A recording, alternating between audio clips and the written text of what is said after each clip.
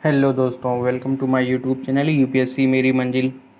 तो मैं नीरज यादव आप लोगों को पढ़ा रहा हूँ ज्योग्राफी 11th क्लास की। और इसमें हम पढ़ रहे हैं छठवां चैप्टर। हम लोगों ने अब तक 5 चैप्टर देख लिया है और उसमें हम लोग जान चुके हैं हमारे ब्रह्मांड के बारे में, पृथ्वी के बारे में, चंद्रमा के बारे में, अपने पृथ्वी के आंतरिक भागों के बारे में, भूपर्पटी के बारे में, भूपर्पटी के शैलों के बारे में, खनिज के बारे में। अब हम जानेंगे भूपर्पटी का जो शैल हैं, इनमें अंतर क्या है, जो भूप्रकृति के जो मिट्टी है इनमें अंतर क्या है। ठीक है। भूप्रकृति में जो बनने चट्टान जो है, कहीं ऊपर है, कहीं पर्वत है, कहीं ढलान है, कहीं पठार है, कहीं मैदान है, ये क्यों बन रहे हैं। अब जो पर्वतें हैं वो पर्वत कैसे बने, जो मैदान है वो मैदान कैसे बने, जो पठार वो पठार कैसे बने, और उनमें अंतर क्या है। पठार और मैदान में क्या अंतर है, मतलब मिट्टी में उनमें क्या अंतर है, पर्वतों और पठारों में और मैदान में, इन सब में जो रासायनिक अंतर है ये क्या है, और ये कहीं ऊंचा है कहीं ढाल है, ये क्यों है। ये सब चीज़ें हम इस चैप्टर में डिस्कस करेंगे। और चलिए शुरू करते हैं।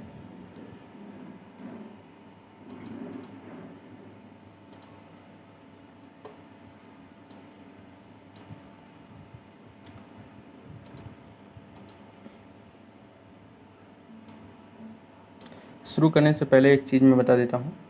कल एक मेरे स्टूडेंट ने कॉल किया था। वो भाई बोल रहा था कि मेरे पापा बीमार हैं और भाई सपोर्ट नहीं कर रहा, उसका बड़ा भाई है, और मम्मी भी परेशान है। वो पढ़ नहीं पा रहा है, कह रहा था कि मेरा मन नहीं लग रहा है पढ़ाई में, और मैं अब सोच रहा हूँ कि पढ़ाई छोड़ दूँ, ना करूँ। तो मैंने उससे दो चीज़ें पूछी। मैंने कहा खाने को मिल रहा है भरपेट, कह रहा है हाँ। हम कहा एंड्रॉइड फ़ोन है, इंटरनेट है, बोल रहा हाँ हाँ। हम कहे पढ़ने के लिए किताबें हैं, बोल रहा हाँ। हम कहे तो भैया तुमको चाहिए क्या, और क्या चाहिए।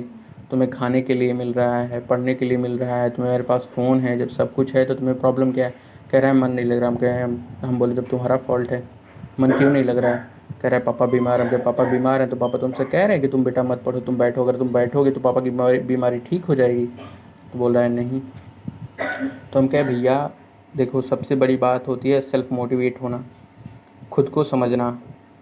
इस चैप्टर में भी हम देखेंगे कि हम पृथ्वी की जो संरचनाएं हैं उसको हम समझेंगे, और उसको समझने के बाद ना, जो हम पृथ्वी को नुकसान दे रहे हैं ना, उसको हम कैसे फ़ायदा पहुंचा सकते हैं। जो हम पृथ्वी का ह्रास कर रहे हैं, जो हम खदान कर रहे हैं, जो हम इस पृथ्वी को नुकसान दे रहे हैं ना, जब हम इस चैप्टर को पढ़ेंगे, इसकी संरचनाओं को समझेंगे ना, तभी हम पृथ्वी की बीमारी को दूर कर पाएंगे जो हम नुकसान कर चुके हैं पृथ्वी का। ठीक है। तो जब तक तुम अपने आप को नहीं पहचानोगे, जब तक तुम अपने आप की खामियां, अपने आप की खूबियां नहीं पहचानोगे, तब तक तुम अपने आप को कभी ठीक नहीं कर सकते। ठीक है। तुम डॉक्टर के पास जाओगे, डॉक्टर को जब तक नहीं बताओगे कि डॉक्टर हमारे अंदर ये बीमारी है, तब तक डॉक्टर भी तुमको क्या दवा देगा, कौन सी मेडिसिन देगा कि तुम ठीक हो जाओगे। तो मेरे भाई, मेरे दोस्तों, मेरी बहनों, जो भी हो, अपने आप की पहले खामियां पहचानो, अपने आप की जो बुराइयां हैं उसको पहचानो। और मन क्यों नहीं लग रहा, आपको बस एक दिन सोचो कि जिस दिन तुम कलेक्टर बन के कार से नीचे उतरोगे और अपने माँ के सामने खड़ा होगे, वो जो मोटिवेशन मिलेगा ना, वो जो खुशी मिलेगी ना यार, वो दिन सोचो और मेहनत करो यार, होगा, ज़रूर होगा। हम तो कभी सपने में भी नहीं सोचते हैं कि हमारा सिलेक्शन नहीं होगा। ये चीज़ें सोचो, अपने आप को मोटिवेट करो, आगे पढ़ाई करो, सब जी जान लगा के पढ़ाई करो। अगर कोई कमी होती है पढ़ाई में, कोई दिक्कत होती है, कोई चीज़ नहीं समझ में आता है, तो हम खड़े हैं। तो 12 बजे रात को कॉल करके पूछोगे कि भाई ये क्वेश्चन बताओ, हम वो बताएंगे अगर हमको आता रहेगा। अगर नहीं आता रहेगा तो हम रात को सर्च करेंगे, सुबह तक तुमको आंसर तुम्हारे फ़ोन पे दे देंगे। इतना साथ हम देने के लिए तैयार हैं। बस एक चीज़ करो, हमारे चैनल को सब्सक्राइब करो, वॉच बढ़ाओ, अपने दोस्तों में शेयर करो, और प्लीज़ थोड़ा सा सपोर्ट करो हमारा भी, क्योंकि हम भी थोड़े प्रॉब्लम में हैं। ठीक है। तो चलिए चैप्टर को शुरू करते हैं, पढ़ते हैं। जो लोग भी वीडियो देख रहे हैं उनके लिए बहुत बहुत धन्यवाद भाई। चलिए शुरू करते हैं। पृथ्वी की उत्पत्ति कैसे हुई है। हम लोगों ने पिछले चैप्टर में अच्छे से देख लिया कि पृथ्वी की उत्पत्ति कैसे हुई है। ठीक है। इसकी परपटी एवं अन्य आंतरिक संस्तरों एवं क्रम में विकास कैसे हुआ है। भूपर्पटी के प्लेट का संचलन किस प्रकार हुआ है एवं कैसे हुआ है, कैसे हो रहा है अभी भी। भूकंप ज्वालामुखी किस प्रकार के भूपर्पटी के निर्मित करने वाले शैलों एवं खनिज के विशेष विषय में सूचना की जानकारी के पश्चात अब हम जिस धरातल पर रहते हैं उसके विषय में हम विस्तार से जानने का प्रयास करेंगे। ठीक है। तो जिस धरातल पर रहते हैं उसको हम जानने का विस्तार से प्रयास करेंगे। पहला क्या है, धरातल। और असमतल क्यों है? जो धरातल है वो असमतल क्यों है, ये आप हमें बताइए। ठीक है, अभी इस चैप्टर को पढ़ने के बाद आपको इतना पता चल जाएगा धरातल जो असमतल क्यों है। फिर आप कमेंट में करें, हमें इसको आंसर, फुल आंसर लिख के हमें दीजिएगा। ठीक है, सर्वप्रथम भूपर्पटी गत्यात्मक है, ये तो सभी जानते हैं। जो हमारा भूपर्पटी है वो लगभग 7 बड़े भागों में और लगभग 200 छोटे भागों में टूटा हुआ है, और नीचे मैग्मा है जिसके ऊपर हमारी भूपर्पटी तैर रही है। ठीक है, आप अच्छी तरह से जानते हैं कि यह क्षैतिज तथा ऊर्ध्वाधर दिशाओं में संचलित है। जो हमारा हिमालय पर्वत है वो ऊर्ध्वाधर है, गति कर रहा है, और जो हमारा मैदान है, जो हमारा पठार है, ये क्षैतिज दिशा में गति कर रहा है। आई बात समझ में? चलिए आगे देखते हैं।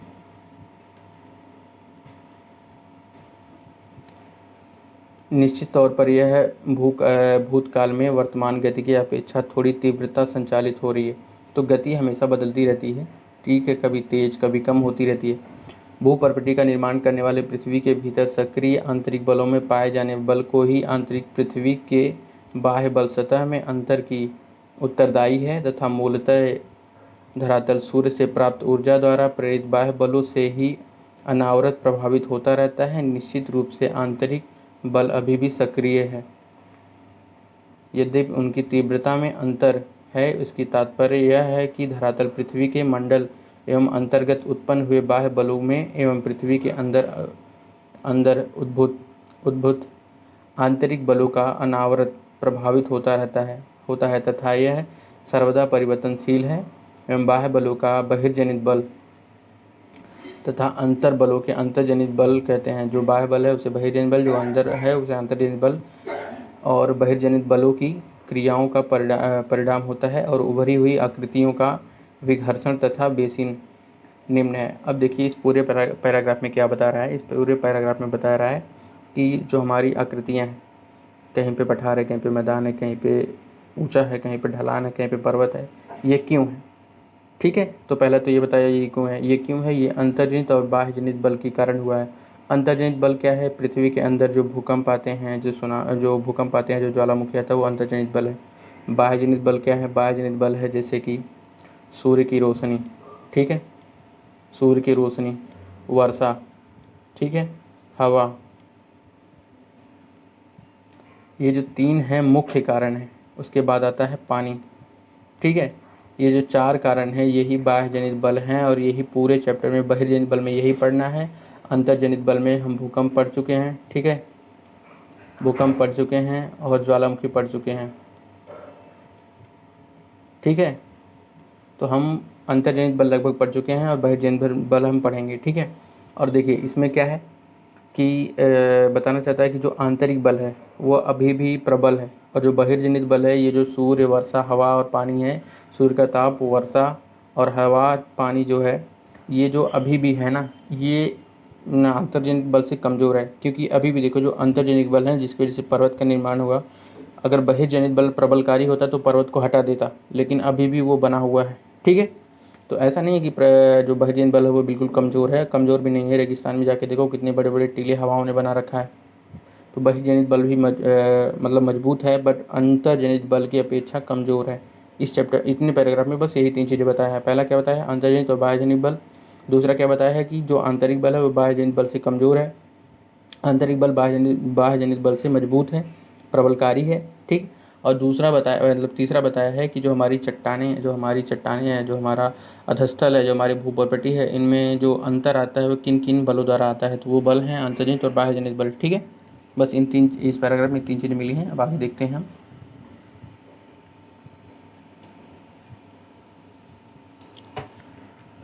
क्षेत्रों में गर्तों का भराव, जो हमारे यहाँ गर्त है, जो हमारे यहाँ गड्ढे हैं, वो कैसे भरते हैं, ठीक है। अधिवृद्ध तल्लोचन, धरातल पर अपर्दन के माध्यम से, उच्चावच के माध्यम से अंतर के कम होने के तल संतुलन कहते हैं। अब जैसे हमारे यहाँ जो गड्ढे हैं वो भरते हैं, तो कैसे भरे? देखिए हमारा जो मैदान है, ऐसे बताया जाता है कि बहुत पहले बहुत बड़ा गड्ढा था ये, ठीक है। जब पृथ्वी का निर्माण हुआ तो ये जो हमारा, मतलब पृथ्वी का नहीं, जो हमारे चट्टानों का निर्माण हो रहा था, जब हमारा ये पैंथालासा से टूटा, पैंथालासा से टूटने के बाद जो हमारा भारत बन रहा था, तो जो ये हमारा मैदान है, उत्तर भारत मैदान, ये इसमें बहुत बड़ा गर्त था, ठीक है। और जब हिमालय की उत्पत्ति हो रही थी, नदियों द्वारा जो अवगाध ला ला के ये पूरा भर दिया गया, ठीक है। तो ये जो हमारे गर्त भर दिए गए, ये किसके द्वारा भरा गया, ठीक है, धरातल पर अपर्दन के द्वारा। तो जो अवगाध ला के इसमें भरे गए वो अपर्दन के द्वारा, ठीक है, उच्चावच के द्वारा, उच्चावच के माध्यम से ऊपर से नीचे, पर्वत ऊपर था, हमारा गर्त नीचे था, उच्चावच के माध्यम से, ढलान के माध्यम से भरा गया, ठीक है, क्योंकि नदियाँ इधर ही आईं और ये भरती हुई चली गई, ठीक है, अब जाके बंगाल की खाड़ी में गिर गई हैं, के माध्यम से कम होने के तल में संतुलित आया, संतुलित हो गया, ठीक है, भरता गया और संतुलित, इन्हीं को हम संतुलन कहते हैं, ठीक है। पृथ्वी हमेशा अपने आप को संतुलित करती रहती है, हमेशा अपनी आकृतियाँ बदलती रहती हैं। अंतर्जनित शक्तियाँ निरंतर धरातल के भागों के ऊपर उठाती रहती हैं। जो अंतर्जनित बल हैं वो निरंतर धरती के जो ऊपर धरातल है इसको ऊपर उठाती रहती हैं। अब जैसे भूकंप आता है तो किसी क्षेत्र को ऊपर उठा देता है। ज्वालामुखी तो आप जानते हैं, ज्वालामुखी आते ही पर्वत का निर्माण होता है। एक ज्वालामुखी का ऐसा नाम बताइए, ऐसा एक कौन सी ज्वालामुखी है जिसके आने पे गड्ढा बन जाता है, पर्वत निर्माण नहीं होता, गड्ढा बन जाता है। कमेंट में ज़रूर बताइएगा, ठीक है। जो भाई बताएगा उसको हम ज्योग्राफी की एक सबसे बेस्ट नोट्स देंगे, जो उसको पूरी यूपीएससी के लिए सबसे बढ़िया होगा, ये मेरी गारंटी है। लेकिन जो इसका आंसर सही देगा उसी को बताएंगे। खोजिएगा मत गूगल से, अगर आपको आ रहा है, नॉलेज में है तभी बताइएगा। हम लोग पिछले चैप्टर में पढ़ाए हैं अच्छे से, ठीक है, चीटिंग मत करिएगा। यह उसका निर्माण करती है तथा इस प्रकार के बहिर्जनित प्रक्रियाएं उच्चावच में भिन्नता से सम बराबर करने में असफल रहती है। अतएव भिन्नता तब तक बनी रहती है। देखिए हम पढ़ाते जाते हैं, जब कहीं इंपॉर्टेंट लगेगा तो हम आपको खुद रोक के बता देंगे, ठीक है। जब तक बहिर्जनित एवं अंतर्जनित बलों में विरोधात्मक कार्य चलते रहते हैं, समानतः अंतर्जनित बल मूल रूप से भू आकृति निर्माण करने वाले बल हैं तथा बहिर्जनित प्रक्रियाएं मुख्य रूप से भूमि और विघर्षण बल होती रहती हैं। देखिए भूमि जो अंतर्जनित बल हैं वो हमेशा आकृति को बनाती रहती हैं, ठीक है, और जो बहिर्जनित बल है वो हमेशा आकृति को बिगाड़ती रहती हैं, ठीक है। बिगाड़ने का मतलब ये नहीं है कि उसको मतलब तोड़ फोड़ देती हैं, ऐसा नहीं है। जैसे अंतर्जनित बल हो पर्वत का निर्माण करती हैं, पठार का निर्माण करती हैं, मैदान का निर्माण करती हैं, तो जो बहिर्जनित बल हैं, अगर पर्वत का निर्माण हुआ तो बहिर्जनित की जो हवाएं हैं, जो धूप हैं, जो बारिश है, वो हमेशा उसको तोड़ती हैं, तोड़ के उसको मैदानों में मिलाएंगे, मैदान में वो आते आते एकदम महीन मिट्टी हो जाएगा, फिर मैदान का निर्माण होगा। तो ऐसा नहीं है कि वो बेकार मतलब ख़राब करती हैं। बहिर्जनित बल इस प्रकार से काम करती हैं, ठीक है। अंतर्जनित बल पर्वतों का, मैदानों का निर्माण करेगा, ठीक है, धरातल को ऊपर उठाएगा, और बहिर्जनित बल धरातल को समतल करेगा, ठीक है। समझ में आई बात। भूतल संवेदनशील है, मानव अपने निर्वाह के लिए इस पर निर्भर रहता है तथा इसका व्यापक एवं सघन उपयोग करता है। लगभग सभी जीवों धरातल के पर्यावरण का अनुवाह के योगदान देते हैं। मनुष्य संसाधनों का अत्यधिक दोहन किया है, हमें इसका उपयोग करना चाहिए, किंतु भविष्य के निर्वाह के लिए इसको पर्याप्त संभाव्यता बचाए रखना चाहिए। तो हम लोग इतना ज़्यादा इसका उपयोग कर चुके हैं, भविष्य को भूल ही चुके हैं कि हमारे भविष्य में आने वाली पीढ़ियाँ इसका किस प्रकार से उपयोग करेंगी, कैसे रहेंगी, ठीक है। धरातल के अधिकांश भाग को बहुत ही लंबी अवधि एवं सैकड़ों हजारों वर्षों में आकार प्राप्त की है, ठीक है, तथा मानव द्वारा इसके उपयोग का दुरुपयोग एवं कुप्रयोग के कारण इसकी संभाव्यता विभव में बहुत ही तीव्र गति से ह्रास हुआ है। जो हमारी पृथ्वी है वो अपने आप को बहुत समय में, लाखों करोड़ों वर्षों में अपने आप को बनाई है, और जो हमारे हम लोग हैं वो इसको बहुत जल्दी बिगाड़ रहे हैं, इसका बहुत जल्दी ह्रास कर रहे हैं, इसका बहुत जल्दी दुरुपयोग कर रहे हैं, ठीक है। तो बनने में बहुत समय लगा है, बिगाड़ने में हम समय नहीं लगा रहे हैं। तो हमें इस बात को समझना चाहिए और इसका सही तरीके से उपयोग करना चाहिए। यदि उन प्रक्रियाओं जिन्होंने धरातल के विभिन्न जिन्होंने धरातल को विभिन्न आकार दिया है, अभी दे रही हैं, तथा उन पदार्थों की प्रकृति जिससे यह निर्मित है समझ लिया जाए, तो निश्चित रूप से मानव उपयोग और जनित हानिकारक प्रभावों को कम कर सकते हैं। भविष्य के लिए इसकी संरक्षण हेतु आवश्यक उपाय हम कर सकते हैं। तो यही बात है ना, अगर हम अपने आप की बीमारी जान लेंगे तो उसका हम उपचार कर लेंगे। तो वही बात है, अगर हम पृथ्वी की जो नुकसानदेह चीज़ें हैं अगर उसका हम अच्छे तरीके से जानकारी ले लेंगे तो हम उसका उपचार कर सकते हैं, ठीक है। तो जो चीज़ें हम समझाते हैं आपको ना, खुद से रिलेट करके समझाते हैं। अगर उसको आप समझेंगे अच्छे तरीके से रिलेट करके ना, तो पढ़ना आसान हो जाएगा, बिल्कुल आसान हो जाएगा, ठीक है। और ये चैप्टर थोड़ा बोरिंग लगता है, ये पूरी बुक ही बोरिंग है। अगर आप इसमें पढ़ने में इंटरेस्टेड हैं, अगर ज्योग्राफी में इंटरेस्ट ले रहे हैं, अगर आपको बातें समझ में आ रही है ना, तो भाई आपको नींद नहीं आएगी। अगर आप बस ज़बरदस्ती पढ़ रहे हैं तो आपको पक्का नींद आएगी, आप सो जाओगे। ठीक है, क्योंकि मैं खुद कई बार सो चुका हूँ और इसको मैंने 5-6 बार पढ़ लिया है ना, इसलिए मुझे अब बहुत इसमें इंटरेस्ट आता है। जब भी आप इसको अच्छे से समझ लोगे इस बुक को ना, जब इसका कंटेंट खुद लिखोगे भाई, तो बहुत अमेजिंग लगता है। ऐसा लगता है कि बस ज्योग्राफी ही पढ़ें, बाकी सब छोड़ दें, ऑप्शनल भी ज्योग्राफी ले लें। ठीक है, पर ऐसी गलती मत करना। ज्योग्राफी भी ऑप्शनल ले सकते हो, बट सब चीज़ें सोच कर लेना कि इसमें नंबर कितने आते हैं, इसमें इंटरेस्ट कितना है, इसका सिलेबस कितना है। ठीक है, ये सब चीज़ें सोच के लेना। ठीक है, पहले मैं भी सोच रहा था कि ज्योग्राफी ही ऑप्शनल ले लूँ, पर अब मेरा हिंदी ऑप्शनल है। तो मैं डरा नहीं रहा हूँ, अगर आपको अच्छा लगता है तो आप ज्योग्राफी ऑप्शनल लीजिए, पक्का लीजिए। अगर आपको ज्योग्राफी ऑप्शनल की क्लास चाहिए तो आप मुझसे कांटेक्ट करिए, मैं आपको ऑप्शनल क्लास दूंगा। 200 कुछ क्लासें हैं और उसकी नोट्स तो नहीं दे पाऊँगा, बट उसकी क्लास में पूरा 200 कुछ क्लासें मैं आपको दूंगा। और भाई वो बहुत ही परफेक्ट क्लास है आपके लिए। अगर उसको आप पूरा 200 कुछ क्लास आप पढ़ लिए तो फिर आपको ज्योग्राफी में कुछ पढ़ने की ज़रूरत नहीं है, आपका ऑप्शनल रेडी है। ठीक है, तो कुछ उसकी फ़ीस पे करनी पड़ेगी एंड देन तब मैं आपको दे दूँगा, क्योंकि भाई मैंने भी किसी से ख़रीदा है। ठीक है, अगर आप मुझसे लेंगे, बस ज़्यादा नहीं यार, जितना वो दिया है उसका मैं आपको 2% में दे दूँगा। ठीक है, तो अगर आपको चाहिए तो मेरा ये नंबर है,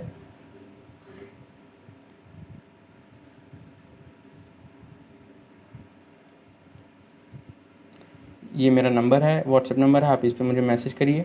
और इसमें मैं आपको हिंदी का भी दे सकता हूँ, हिंदी साहित्य का भी। ठीक है, और ज्योग्राफी का भी दे सकता हूँ, भूगोल का।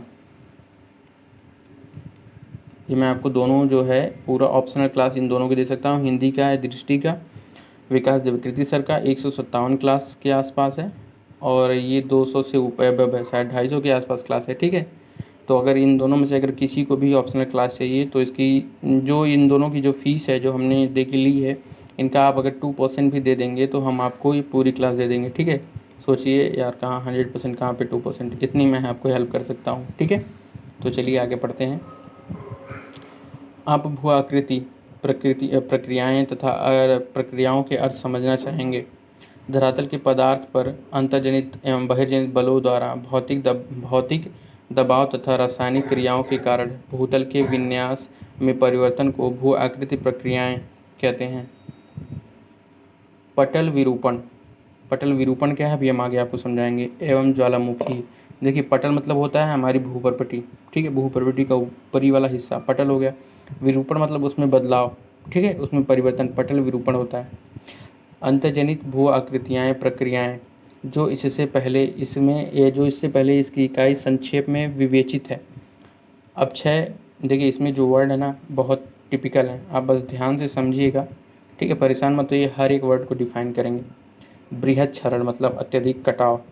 अपर्दन मतलब एक स्थान से दूसरी जगह ले जाना। निक्षेप मतलब जमा कर देना। ठीक है, बहिर्जनित भू आकृति प्रक्रियाएं, इनमें इस अध्याय में विस्तार से हम विवेचित करेंगे। इस अध्याय में अच्छे से पढ़ेंगे। क्या क्या पढ़ेंगे? ज्वालामुखी हम पढ़ेंगे, फिर अंतर्जनित क्रियाएं, जो अंतर्जनित क्रियाएं हैं वो ज्वालामुखी हैं। फिर बहिर्जनित प्रक्रिया पढ़ेंगे, बहिर्जनित प्रक्रिया में क्या है? बृहद क्षरण है। ठीक है, क्षरण कैसे है? अपर्दन और निक्षेपण से। ठीक है, ये बहिर्जनित क्रिया हैं। हम अंतर्जनित और बहिर्जनित क्रियाएं यही दो पढ़ेंगे। ठीक है, और इसको हम अच्छे से समझेंगे। प्रकृति के किसी भी बहिर्जनित तत्व जैसे जल, हिम, वायु इत्यादि धरातलों के पदार्थों का अधिग्रहण तथा परिवहन करने में सक्षम है। ठीक है, अधिग्रहण मतलब एक जगह से दूसरी जगह लेके जाना, उसको ढकना। ठीक है, आकृति के कारण, भू आकृति के कारण कहा जा सकता है। तो भू आकृति के कारक किसको कहते हैं? भू आकृति के कारक मतलब उसे उसकी पहचान या उसका समान। ठीक है, तो भू आकृति के कारक इनको कहा जाता है। किसको किसको? जल को, हिम को, वायु को। ठीक है, यही कारक है, यही कारण है भू आकृति को बदलने के, ऊपर वाले भू प्रॉपर्टी को बदलने का यही कारक है। कौन कौन कारक हैं? जल, हिम, वायु और सूर्य की किरणें और वर्षा। ठीक है, जब प्रकृति के ये तत्व ढाल प्रवणता, अब देखिए ढाल प्रवणता क्या होती है? प्रवणता आप अच्छे से समझिए। प्रवणता मतलब होता है किसी भी चीज़ में लगातार घटते हुए दर को हम प्रवणता कहते हैं। वो कुछ भी हो सकता है। गति की प्रवणता हो सकती है, जल की प्रवणता हो सकती है, ढाल की प्रवणता हो सकती है। लगातार ह्रास को, लगातार घटाव को, लगातार गिरावट को हम प्रवणता कहते हैं। ठीक है, ऐसा नहीं कि तुरंत नीचे, नहीं, लगातार धीरे धीरे गिरावट को हम प्रवणता कहते हैं। जो क्षैतिज प्रवणता होती है, क्षैतिज की सबसे कम प्रवणता होती है और ऊर्ध्वाधर की सबसे अधिक प्रवणता होती है। सबसे अत्यधिक प्रवणता ऊर्ध्वाधर की होती है, सबसे कम प्रवणता जो है क्षैतिज की होती है। ठीक है, ये चीज़ आप भी समझ लीजिए। अब आगे देखते हैं। ढाल प्रवणता के कारण गतिशील हो जाता है, तो यह पदार्थों को हटाकर ढाल के सहारे ले जाता है। प्रवणता के कारण, ठीक है, ढाल के सहारे धीरे धीरे लेके जाता है और निचले भागों में निक्षेपित कर देता है। अब जैसे मान लीजिए हमारा पर्वत है, ठीक है, पर्वत जैसा तो है नहीं, पर मान लीजिए पर्वत है। अब इसमें ये प्रवणता है ना, ये वाली प्रवणता है ना, धीरे धीरे देखिए। अब यहाँ से अगर कोई चीज़ टूटेगी तो ये धीरे धीरे धीरे धीरे धीरे धीरे नीचे ही तो आएगी ना, और नीचे आके फिर धीरे धीरे मैदान में चली जाएगी। ये वही कह रहा है कि ढाल के सहारे धीरे धीरे वो निक्षेपित करता है। भू आकृतियाँ प्रक्रियाएं तथा भू आकृति के कारक विशेष बहिर्जनिक को आदि तथा स्पष्ट रूप से अलग अलग न कहा जाए तो इन्हें एक ही समझना होगा, क्योंकि ये दोनों एक ही हैं। ठीक है, एक प्रक्रिया एवं एक बल होता है जो धरातल के पदार्थों के एक साथ अनुप्रयुक्त होने में प्रभावित हो जाता है। एक कारक एक गतिशील माध्यम जैसे प्रवाहित जल, हिमानी हवा, लहरें और धाराएं इत्यादि हैं जो धरातल के पदार्थों को हटाता है, ले जाता है और निक्षेपित करता है। इसमें समझने से कुछ तो है नहीं। इस प्रकार प्रवाह युक्त जल, भूमिगत जल एवं हिमानी हवा, लहरें, धाराओं इत्यादि के भू आकृति कारकों को कहा जाता है। तो भू आकृति कारक किसको किसको कहा जाता है? जल, भूमिगत जल, हिमानी हवा, लहरें, धाराएं इत्यादि को भू आकृति कारक कहा जाता है। इसको आप नोट कर लीजिएगा। ठीक है, इसको पूरा पैराग्राफ को आप नोट कर लीजिए, भू आकृति कारक। और ये क्वेश्चन है आपके लिए, क्या आप समझते हैं कि भू आकृति कारकों एवं भू आकृति प्रक्रियाओं में अंतर करना आवश्यक है? कमेंट में बताइएगा। ठीक है, हाँ या ना कमेंट में मत लिखिएगा। भू आकृति किसे कहते हैं ये आप उसका दीजिए, और भू आकृति के कारक क्या क्या हैं और भू आकृति की प्रक्रियाएं क्या क्या हैं, इन दोनों को आप डिफाइन करिएगा। भू आकृति की प्रक्रिया क्या क्या हैं और भू आकृति के कारक किसको किसको कहते हैं। ठीक है, अब गुरुत्वाकर्षण ढाल के सहारे सभी गतिशील पदार्थों को सक्रिय बनाने वाली दिशात्मक बल होने के साथ साथ धरातल के पदार्थों में दबाव डालता है।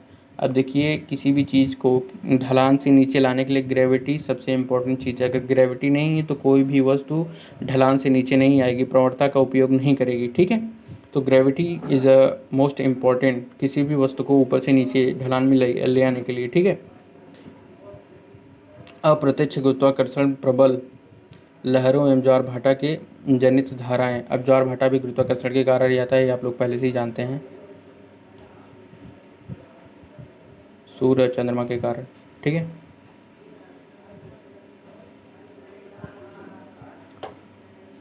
क्रियाशील बनाता है, ज्वार-भाटा क्रियाशील बनाता है। निसंदेह गुरुत्वाकर्षण एवं ढाल प्रवणता के अभाव में गतिशील संभव नहीं है। तो गुरुत्वाकर्षण के बिना किसी भी प्रवणता के अभाव में गतिशील संभव नहीं है, गतिशीलता संभव नहीं है, हम आपको अभी बताए हैं जस्ट। ठीक है, अतः अपर्दन, परिवहन एवं निक्षेपण भी नहीं हो सकता। गुरुत्वाकर्षण अपर्दन भी नहीं हो सकता, परिवहन भी नहीं हो सकता, निक्षेपण भी नहीं हो सकता अगर प्रवणता और ग्रेविटी ना हो। ठीक है, गुरुत्वाकर्षण एक ऐसा बल है जिसके माध्यम से हम धरातल के संपर्क में रहते हैं। यह वह बल है जो भूतल के सभी पदार्थों के संचलन को प्रभावित करता है तथा सभी संचलन, चाहे वे पृथ्वी के अंदर हो रहा हो तथा सतह पर प्रवणता के कारक ही घटित होती हैं, जैसे कि ऊंचे स्तर से नीचे स्तर की ओर तथा उच्च वायु दाब क्षेत्र से निम्न वायु दाब की क्षेत्र की ओर। ठीक है, तो उसमें सब में कारक जो है ग्रेविटी ही है। अब यहाँ से इम्पॉर्टेंट है। ठीक है, अब तक तो बस हम परिचय कर रहे थे इस चैप्टर का। अब यहाँ से ये जो है इम्पॉर्टेंट चीज़ें हैं, अब यहाँ से आप लोग ध्यान से अच्छे से पढ़िएगा और ये चीज़ें आपको मेंस में बहुत हेल्पफुल होने वाली हैं। ठीक है, यहीं से इस चैप्टर की समझ लीजिए शुरुआत होती है। पृथ्वी के अंदर से निकलने वाली ऊर्जा भू आकृति की क्रियाओं के लिए निम्न के प्रमुख स्रोत होते हैं। पृथ्वी के अंदर की ऊर्जा अधिकांशतः रेडियोधर्मी, नोट कर लीजिएगा, रेडियोधर्मी क्रियाओं द्वारा घूर्णन एवं ज्वारीय घर्षण तथा पृथ्वी की उत्पत्ति से जुड़ी हुई ऊष्मा द्वारा उत्पन्न होती है। भूतापीय प्रवणता तथा अंदर से निकलने वाली ऊष्मा प्रवाह से प्राप्त ऊर्जा पटल विरूपण एवं ज्वालामुखीता को प्रेरित करती है। कुछ इसमें इम्पोर्टेंट है नहीं। भूतापीय प्रवणता एवं अंदर के ऊष्मा प्रवाह भूपर्पटीय मोटाई एवं दृश्य के अंदर के कारक अंतर्जनित बलों के कार्य समान नहीं रहते हैं। ठीक है, तो मतलब देखिए ये बताना चाह रहा है इस पैराग्राफ में कि कहीं पर भी बल समान रूप से कार्य नहीं करता। पूरे पृथ्वी में जहाँ भी प्लेटें हैं वहाँ पे बल समान रूप से कार्य नहीं करता। कहीं पे बल ज़्यादा कार्य करता है, कहीं पे बल कम कार्य करता है। ये क्यों कार्य करता है, ज़्यादा है कम है, ये भी हम आपको आगे बताएंगे। ठीक है, तो बस इतना समझिए कि कहीं पे भी बल जो है अंतर्जनित बल है बराबर कार्य नहीं करता। बाहर भी बहिर्जनित बल हमेशा बराबर कार्य नहीं करता। ठीक है, अतः विवर्तनिक द्वारा नियंत्रित मूल भूपर्पटीय सतह असमतल होती है। ठीक है, अब यहाँ से देखते हैं पहला जो है पटल विरूपण को हम पढ़ते हैं। सभी प्रक्रियाएं जो भूपर्पटी को संचालित, उत्थापित तथा निर्मित करती हैं उसे पटल विरूपण के अंतर्गत है। तो क्या क्या है, पहला है जो उत्थापित करती हैं, ऊपर उठाती हैं। ठीक है, तथा निर्मित करती हैं, नई चीज़ें बनाती हैं, उसे हम पटल विरूपण कहते हैं। हमने अभी बताया ना कि भूपर्पटी को बदलने की प्रक्रिया को हम पटल विरूपण कहते हैं। ठीक है, इनमें निम्नलिखित सम्मिलित हैं। पहला क्या है, तीक्ष्ण वलयन माध्यम से पर्वत का निर्माण। ठीक है, तथा भूपर्पटी एवं लंबी एवं संकीर्ण पट्टियों द्वारा प्रभावित करने वाला परिवर्तनीय प्रक्रिया और धरातल के बड़े भागों में उत्थान या प्रवृत्ति के संलग्न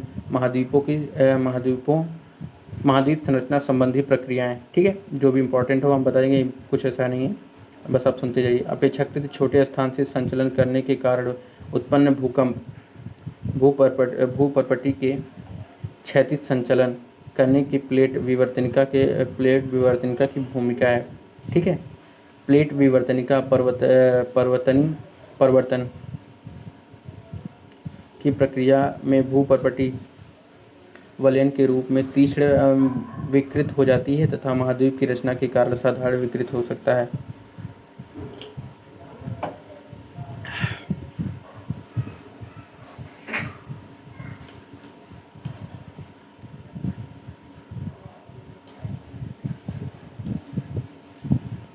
हम यहाँ देखते हैं पर्वत निर्माण प्रक्रिया है, जबकि महाद्वीप की संरचना महाद्वीप निर्माण प्रक्रिया है। जो महाद्वीप निर्माण होता है उसे हम महाद्वीप निर्माण प्रक्रिया कहते हैं। परिवर्तन महाद्वीपीय संरचना भूकंप एवं प्लेट विवर्तनिका की प्रक्रियाओं से भूपर्पटी में भ्रंश तथा विभंग हो सकता है। इन सभी क्रियाओं के कारण दबाव, आयतन तथा तापक्रम परिवर्तन होता है, जिसके फलस्वरूप सैलों का कायांतरण प्रेरित होता है। इस पूरे पैराग्राफ में क्या है हम बता रहे हैं, ये बता रहा है कि जो अंतर्जनित बल हैं, जो ज्वालामुखी हैं, वो जो भूकंप है वो प्लेटों को कैसे बदलते हैं। कहीं पे अगर पर्वत का निर्माण हो रहा है, कहीं पे पठार का निर्माण हो रहा है, कहीं पे मैदान का निर्माण हो रहा है, तो ये सब जो क्रियाएं हैं ये भू आंतरिक क्रियाएं हैं। ठीक है, अंतर्जनित बल के कारण ये हो रहा है। अब अंतर्जनित बल में सबसे पहला क्या है, ज्वालामुखी के बारे में हम पहले ही अच्छे से पढ़ चुके हैं, तो इसमें ज़्यादा कुछ नहीं दिया है। ज्वालामुखीता के अंतर्गत पिघले हुए सैलों या लावा का भूतल की ओर संचलित होना, अनेक आंतरिक तथा बाह्य ज्वालामुखी स्वरूपों का निर्माण सम्मिलित होता है। इस पुस्तक के द्वारा द्वितीय इकाई एवं ज्वालामुखी शीर्षक एवं पिछले अध्याय में आपने अग्नेय सैलों का शीर्षक अंतर्गत ज्वालामुखी के बहुत से पक्षों को विस्तृत रूप से विवरण किया जा चुका है। तो हम पिछले चैप्टर में अच्छे तरीके से इसको हम बल्कि पढ़ चुके हैं, इसलिए इसमें ज़्यादा नहीं दिया हुआ है। तो आप अग्नेय सैल के बारे में जानते ही हैं। आप जितनी भी चीज़ें इसमें लगभग सभी कुछ जानते हैं कि ज्वालामुखी क्या है, उसके उत्पन्न होने से उसमें जो अंदर से बाहर निकलता है, लावा निकलता है, वो जब बाहर आके ठंडा हो जाता है तो उसको कौन कौन सी सैलों का निर्माण होता है पिछले चैप्टर में अच्छे से पढ़ चुके हैं। ठीक है, अब ज्वालामुखीता एवं ज्वालामुखी शब्दों में विभेद बताइए। ये थोड़ा सा अलग है, इसका आंसर आपको गूगल पे भी नहीं मिलेगा, ये आप सोच के समझ के अपना आंसर दीजिए और कमेंट में ज़रूर दीजिएगा। अब आता है बहिर्जनित प्रक्रियाएँ। अंतर्जनित प्रक्रिया में कुछ मुख्य नहीं था, ज्वालामुखी था, भूकंप था, बस दो चीज़ें हैं जिसकी वजह से भूपर्पटी पे परिवर्तन होता रहता है। अब बहिर्जनित प्रक्रिया हैं, अब इसको समझिए। बहिर्जनित प्रक्रियाएं अपनी ऊर्जा सूर्य द्वारा निर्धारित वायुमंडल ऊर्जा एवं अंतर्जनित शक्तियों के नियंत्रित विवर्तनिक कारकों द्वारा उत्पन्न प्रवणता से प्राप्त करती है। तो किसके द्वारा प्राप्त करती है, सूर्य से प्राप्त करती है, अंतर्जनित शक्तियों से प्राप्त करती है और प्रवणता से प्राप्त करती है, ढलान से। ठीक है, क्या ये आप सोच सकते हैं, आप क्या सोचते हैं कि ढाल या प्रवणता बहिर्जनित बलों से नियंत्रित विवर्तनिक कारकों द्वारा निर्मित होती है, ये आप बताइए हमें। गुरुत्वाकर्षण बल ढाल युक्त सतह वाले धरातल पर कार्यरत रहता है, ठीक है, तथा ढाल की दिशा में पदार्थों को संचालित करना तथा प्रति इकाई क्षेत्र का अनुप्रयुक्त बल को प्रतिबल कहते हैं, ठीक है। प्रतिबल किसको किसको कहते हैं आप इसमें देख लीजिए, जो भी इंपॉर्टेंट होगा उसको हम बताएंगे, बस आप सुनते जाइए, ठीक है। ठोस पदार्थों में प्रतिबल धक्का एवं खिंचाव से उत्पन्न होता है, इसकी प्रवृत्ति में प्रेरित होती है तथा धरातल के पदार्थों के सहारे सक्रिय बल अपरूपण प्रतिबल तथा विलगकारी मतलब अलग करने वाला विलगकारी होता है, मतलब बांटने वाला होता है। यही प्रतिबल शैलों एवं धरातल के पदार्थों को तोड़ता है, अलग करता है। अपरूपण, अब देखिए पहले ये चित्र आपको हम समझा दें अच्छे तरीके से, ये चित्र बहुत इम्पोर्टेंट है। अनुच्छादन प्रक्रिया क्या है, ठीक है, अनुच्छादन किसे कहते हैं, अनुच्छादन प्रक्रिया क्या है, ये कहाँ से ओपन हो गया यार। अब अनुच्छादन प्रक्रिया क्या है इसको हम देखते हैं। अनुच्छादन अपक्षय, अनुच्छादन की 3 प्रक्रियाएं हैं। पहला अनुच्छादन की प्रक्रिया अपक्षय है, दूसरा बहिर्जनित संकलन है और तीसरा अपर्दन या परिवहन है, ठीक है। तो अपक्षय क्यों होता है, गुरुत्वाकर्षण के कारण होता है। आणविक दाब तथा एवं रासायनिक क्रियाओं द्वारा अपक्षय होता है। अब बृहत संचलन क्यों होता है, बृहत संचलन गुरुत्वाकर्षण बल द्वारा होता है। उसके बाद अपर्दन या परिवहन किसके होता है, गतिज द्वारा होता है, ठीक है। अब अनुच्छादित प्रक्रियाएं हम उनके प्रेरित बल, अनुच्छादित क्यों होता है, अनुच्छादित क्या होता है, प्रतिबल का परिणाम कोणीय विस्थापन, ठीक है। कोणीय विस्थापन मतलब एक स्थान से किस कोण पे कोई चीज़ विस्थापित हो रहा है उसको कोणीय विस्थापन कहा जाता है। या विसर्पण या फिसलना, विसर्पण मतलब होता है फिसलना। धरातल के पदार्थ गुरुत्वाकर्षण प्रतिबल के अतिरिक्त आणविक प्रतिबलों से ही प्रभावित होता है, जो कि कई कारकों द्वारा जैसे तापमान परिवर्तन, क्रिस्टलन एवं पिघलन द्वारा उत्पन्न होता है, ठीक है। रासायनिक प्रक्रिया में सामान्यतः कणों के बीच में संबंध को ढाल कहते हैं, संबंध को ढीला कहते हैं। जो रासायनिक प्रक्रिया है वो कणों के बीच की जो संबंध है, जो बंध उनको ढीला करता है। कैसे, जैसे पर्वत है उस पर बारिश हुई, बारिश होने के बाद चट्टानें थोड़ी जैसे कि है ना, ठंडा होने के बाद एक फैलती हैं, फिर उस पर हवा पड़ी, फैलने के बीच में जो दरार पड़ गया, उसके बाद फिर से बारिश हुई, फिर से धूप पड़ी, तो बार बार सिकुड़ना फैलना उसकी रासायनिक क्रिया में जो है दरार पैदा करता है, फिर वो टूट के अलग हो जाता है, ठीक है, तथा विलेय पदार्थ घुल जाते हैं। इस प्रकार धरातल के पदार्थों में पिंड में जो प्रतिबल तथा विकास और अपक्षय, बृहद क्षरण एवं संचलन, अपर्दन एवं निक्षेपण का मूल कारण है, ठीक है। तो अपर्दन का मूल कारण कौन कौन सा है, रासायनिक प्रक्रिया है, तापमान है, पिघलन है, ठीक है, ये सब मूल प्रक्रिया है। चूँकि धरातल पर विभिन्न प्रकार के ज्वालामुखी प्रदेश मिलते हैं, इसीलिए बहिर्जनित भू आकृतियाँ प्रक्रियाएं भी एक प्रदेश से दूसरे प्रदेश में भिन्न भिन्न एवं तापक्रम तथा विसरण दो महत्वपूर्ण जलवायुवी तत्वों जैसे भिन्न भिन्न प्रक्रियाओं में नियंत्रित करता है। तो देखिए हर जगह की जो आकृतियाँ हैं वो अलग अलग है। जो हमारे यहाँ जो ऊर्जा का विस्थापन है वो हर जगह बराबर नहीं है, कहीं पे ऊर्जा अधिक है, कहीं पे ऊर्जा कम है, ठीक है। अभी हम आगे आपको एक डायग्राम है उसमें आपको समझाएंगे कि ऊर्जा कैसे बदली हुई है, कैसे बटी हुई है, ठीक है। उसमें आपको एकदम अच्छे से समझ में आ जाएगा। सभी बहिर्जनित भू आकृतियाँ प्रक्रियाएँ एक सामान्य शब्दावली एवं अनुच्छादन के अंतर्गत रखा जा सकता है। आच्छादन शब्द का अर्थ होता है कि निरावृत करना या आवरण हटाना, ऊपर से हटा देना। अपक्षय एवं बृहद संचलन, अपर्दन तथा परिवहन आदि सभी इनमें सम्मिलित होते हैं। किसी भी प्लेट के ऊपर की परत को हटा देना ही अनुच्छादन कहलाता है, ठीक है। अनुच्छादन में जो शामिल होता है वो क्या क्या शामिल होता है, संचलन, अपर्दन, परिवहन, निक्षेपण, ये सारी चीज़ें इसमें शामिल होती हैं, ठीक है। अनुच्छादन प्रक्रिया तथा उनमें संबंधित प्रेरक बल को दर्शाता है। इससे यह स्पष्ट हो जाना चाहिए कि प्रत्येक प्रक्रिया के लिए एक विशिष्ट प्रेरक बल या ऊर्जा होती है।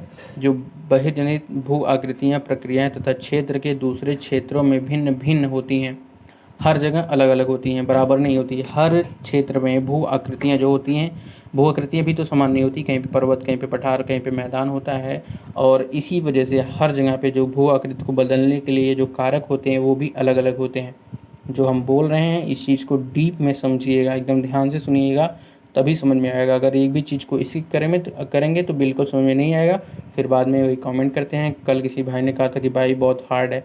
भाई जितनी सरलता से हम पढ़ाते हैं ना, इतनी सरलता से शायद ही कोई हर एक चीज़ को, हर एक वर्ड को डिफ़ाइन करता होगा। हर एक वर्ड की मीनिंग को हम NCERT जो 6 क्लास से 8th क्लास की है उसकी वर्डों को हम यहाँ पे डिफ़ाइन करते हैं आपको, ठीक है।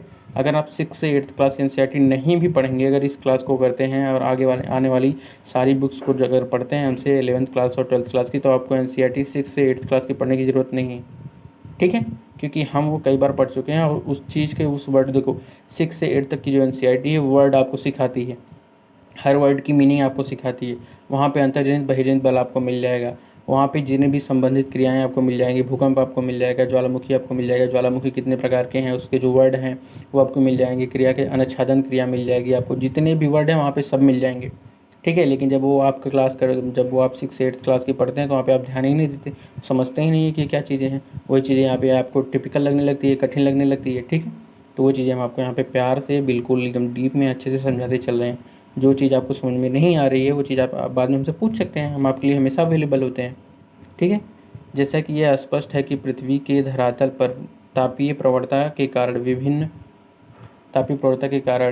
भिन्न भिन्न जलवायु प्रदेशों में स्थित होता है, जो कि अक्षांशीय मौसमी जल तथा विस्तार में भिन्नता के द्वारा उत्पन्न होता है, तथा ताप एवं वर्षण जलवायु दो महत्वपूर्ण घटक हैं, ठीक है। तो ताप और वर्षण दो महत्वपूर्ण घटक हैं किसी चीज़ को हटाने के लिए, किसी चीज़ को क्षरण करने के लिए, ठीक है, तोड़ने के लिए।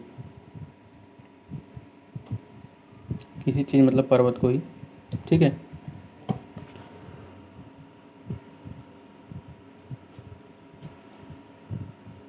यहाँ पे क्या लिखा हुआ था,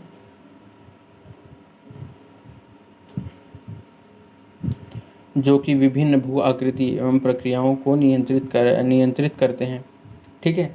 कौन कौन विभिन्न भू आकृति को नियंत्रित करते हैं? पहला वर्षण, दूसरा तापन, जो विभिन्न भू आकृतियों को निश्चित करते हैं। वनस्पति तथा घनत्व के प्रकार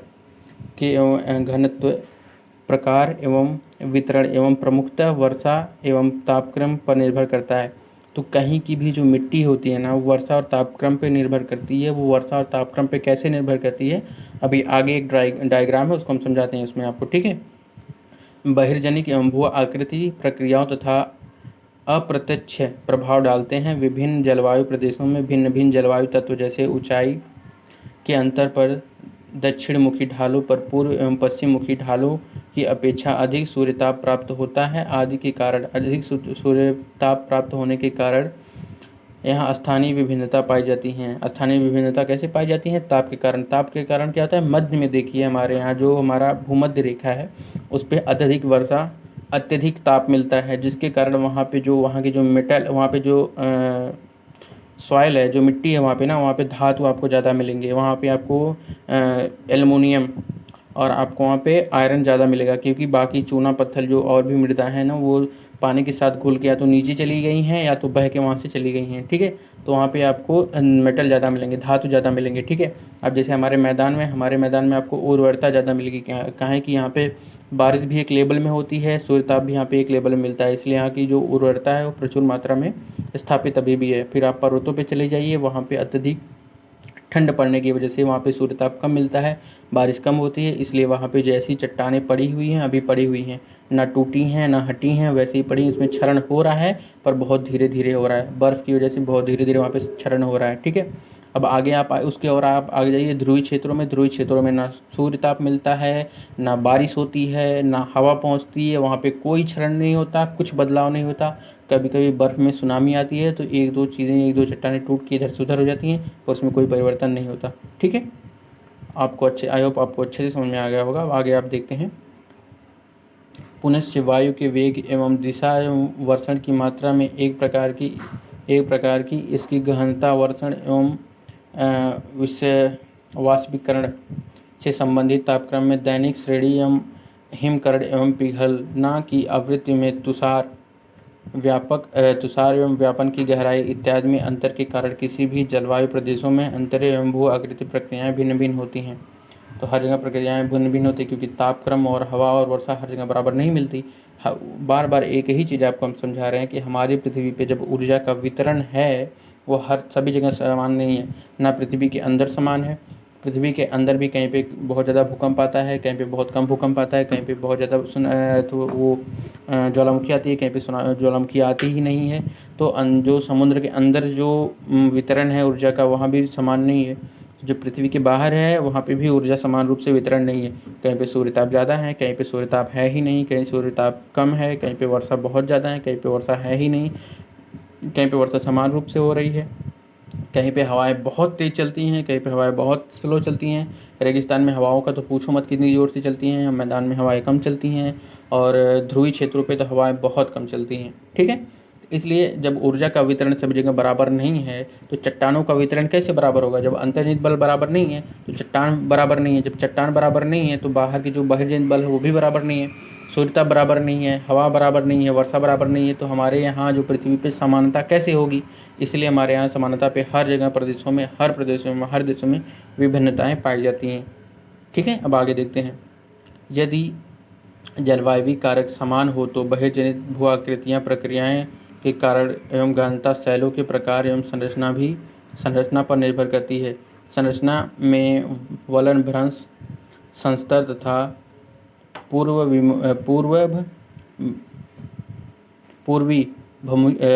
मुखीकरण, पूर्व भूमिकरण तथा झुकाव, जोड़े उपस्थित या अनुपस्थिति संस्थरण तथा तल एवं, थोड़ा पानी पी लेते हैं यार।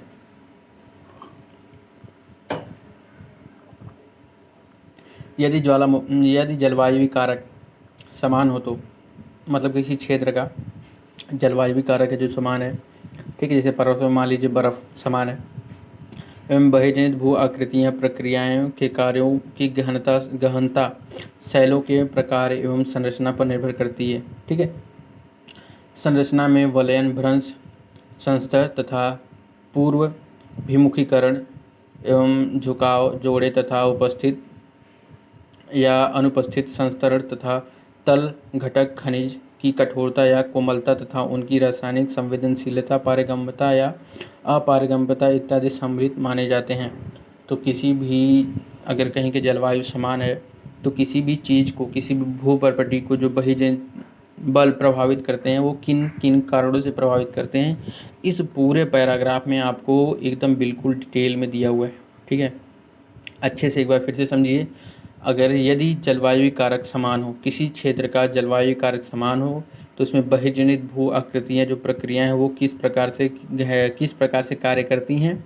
ठीक है, तो किस प्रकार से कार्य करती हैं ये देखिए, किस पर निर्भर करती हैं। पहला संचरण, ठीक है, उसके बाद वलयन, भ्रंश, संस्तर, पूर्व विमुखीकरण, ठीक है, झुकाव, कितना झुकाव है, जोड़, कैसे जोड़ हैं, उपस्थिति या अनुपस्थिति, जोड़ों की उपस्थिति या अनुपस्थिति, ठीक है, कैसे पर्वत एक दूसरे से जुड़े हुए हैं, कैसे चट्टानें एक दूसरे से जुड़ी हुई हैं। ठीक है, संस्तरण, तल, जो तल उनका तल कैसा है। ठीक है, घटक खनिज, वहाँ पे खनिज किस प्रकार के हैं, कठोरता वहाँ पे कैसी है, कोमलता वहाँ पे कैसी है। ठीक है, रासायनिक संवेदनशीलता वहाँ पे क्या है, पारगम्यता है कि नहीं है, अपारगम्यता है कि पारगम्यता है। ये सारे कारक मिलकर उस क्षेत्र को परिवर्तित करते हैं। ठीक है, अब देखिए यही डायग्राम हम आपको कब से समझा रहे हैं कि यही डायग्राम आपको हम समझाएंगे। ठीक है, तो पहला क्या है, नूतन सेल। तो यहाँ पे नूतन सेल है, बिल्कुल कुछ भी नहीं है, ना यहाँ पे ताप है ना यहाँ पे वर्षा। ये दो जो रेखाएं हैं ना, ये रेखाएं जो हैं, ये वाली रेखा ताप को बता रही है। ठीक है, और ये वाली रेखा जो ताप को बता रही है, ये वाली, और ये वाली वर्षा को बता रही है।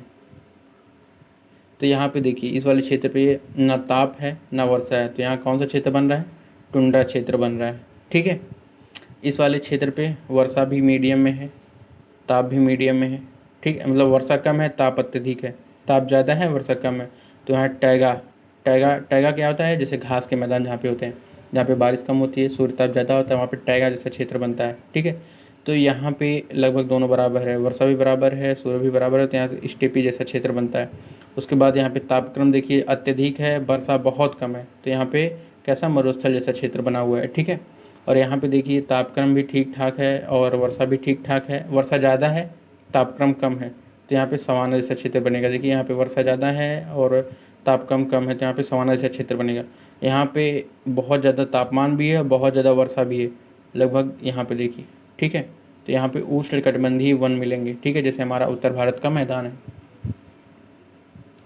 अब देखिए यहाँ पे भूमि कैसी होती है। जो पहला है वहाँ पे नूतन भूमि है, मतलब यहाँ पे जो कण हैं वो बहुत बड़े बड़े आपको मिलेंगे। उसके बाद सूक्ष्म रासायनिक परिवर्तन के क्षेत्र। अब यहाँ पे देखिए वर्षण बहुत कम होता है, तापमान भी ज़्यादा नहीं है, कम है, तो वहाँ पे भी जो कण है वो लगभग मुलायम ही है, सूक्ष्म ही है।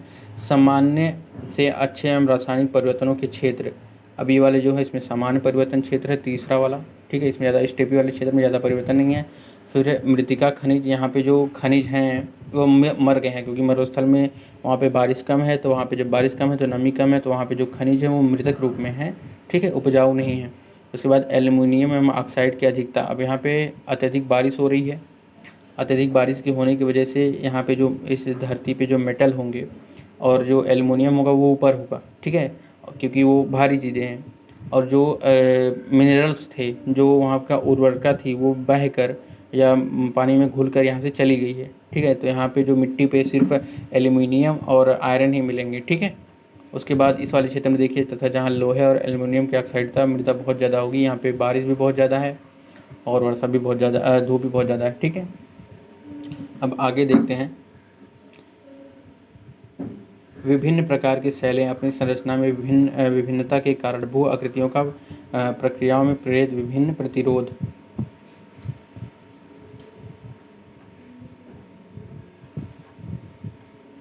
विभिन्न प्रतिरोध तथा क्षमता प्रस्तुत करती हैं, तथा एक विशेष शैल एक विशेष प्रक्रिया के प्रतिरोध पूर्ण तथा वह ही दूसरी प्रक्रिया के द्वारा प्रतिरोधित रहती है। अब जैसे मान लीजिए कि कोई प्रक्रिया किसी चीज़ को गतिशील कर रही है, ठीक है, लेकिन वही क्रिया, वही बल किसी चीज़ को रोक भी तो सकती है। अब जैसे हम आपको बता रहे हैं कि जैसे हवा रेगिस्तान में चलती है तो कहीं पे बहुत ज़्यादा गड्ढा कर देती है, कहीं पे बहुत ज़्यादा मतलब टीला नुमा बना देती है। फिर वही हवा कहीं टीला को हटा के जहाँ टीला था वहाँ गड्ढा कर देगी, वहाँ और कहीं जाके टीला बना देगी। तो यही बता रहा है कि कहीं पे जो मतलब जो बल हैं कहीं पे प्रतिरोध का काम करते हैं, तो कहीं इसमें सहायक हो जाते हैं, ठीक है। विभिन्न जलवायु दशाओं में एक विशेष प्रकार की शैल भू आकृति प्रक्रियाओं के प्रति भिन्न भिन्न अंशों तथा प्रतिरोध प्रस्तुत करती है। अतः वे विभिन्न दरों एवं कार्यरत रहती हैं, तथा स्थलाकृतियाँ विभिन्नता के कारक बन जाती हैं। अधिकांशतः बहिर्जनित भू आकृतियाँ प्रतिक्रियाओं का प्रभाव थोड़ा एवं मंद होता है, तथा अल्पावधि में, इसमें कुछ इम्पोर्टेंट है नहीं, अल्पावधि में बस आप सुनते जाइए, अवधि में अनुगम्य हो सकता है, तथा दीर्घावधि में यह सतत श्रांति के कारण शैलों में तीव्र रूप से प्रभावित कर सकता है। अतः यह तथ्य स्पष्ट हो जाता है कि धरातल पर विभिन्नता यदि मूल रूप से भूप्रकृति के उद्भव से संबंधित है, तो तथापि धरातल के पदार्थों के प्रकार एवं संरचना के अंतर भू आकृति प्रक्रियाओं एवं उनके सक्रियता दर में अंतर आती है, विद्यमान रहती है, ठीक है। कुछ बहिर्जनित भू आकृति प्रक्रियाओं का यह विस्तृत विवरण प्रस्तुत किया गया है, ठीक है। अब अपक्षय, अब हम पढ़ेंगे क्या, अपक्षय को हम देखेंगे। अपक्षय क्या होता है। अपक्षय के अंतर्गत वायुमंडलीय तत्वों की वायुमंडलीय के तत्व धरातल के पदार्थों पर की गई सम्मिलित होती है, जो क्रिया है सम्मिलित होती है। अपक्षय, थोड़ा पानी पी ले यार, मुँह सूख रहा है।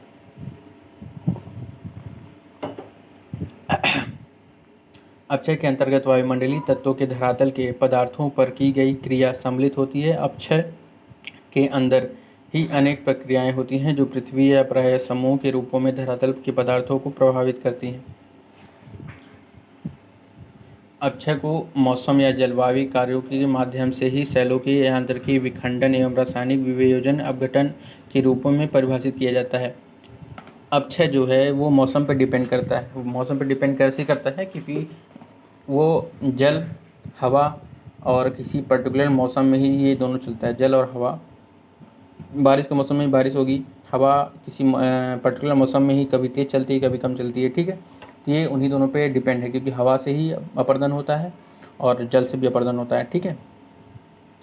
चूँकि अपक्षय में पदार्थों का बहुत थोड़ा थोड़ा अथवा नगण्य संचलन होता रहता है। अपक्षय जो है बहुत लंबे समय में किसी चीज़ को काटती है। जैसे लगातार कहीं पे पानी गिर रहा है तो किसी चट्टान का लगातार अपक्षय होता रहेगा, धीरे धीरे धीरे धीरे धीरे धीरे। कहीं पे हवा चल रही तो लगातार हवा चलती रहेगी, उसमें धीरे धीरे धीरे धीरे अपक्षय होता है, ठीक है। तो यह एक स्थानों के या एक तदस्थन की प्रक्रिया है, ठीक है, मतलब बहुत लंबे समय में काम करती है। क्या अपक्षय के कारक कभी कभी होने वाले यह धीमी गति के परिवहन का पर्याप्त है? यदि नहीं है तो क्यों, ये आप बताइएगा।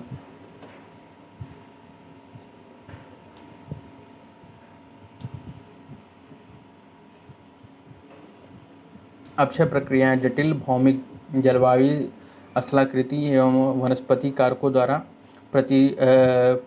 प्रनुकूलित होती है। इन सब में जलवायु का विशेष महत्व होता है। न केवल अपक्षय प्रक्रियाएं अपितु अपक्षय मेंटल की गहराई भी एक जलवायु से दूसरे जलवायु में भिन्न भिन्न पाई जाती है, ठीक है। तो हर जगह ये बदली हुई मिलती हैं। अपक्षय क्रियाओं के 3 प्रमुख कारक हैं। पहला कारक क्या है? रासायनिक कारक, दूसरा भौतिक या यांत्रिकी कारक और तीसरा जैविक कारण है। इनमें से कोई एक प्रक्रिया कतिपय ही अकेले काम करती है, ठीक है। तो कहीं पे कोई एक ही काम करती है, ठीक है।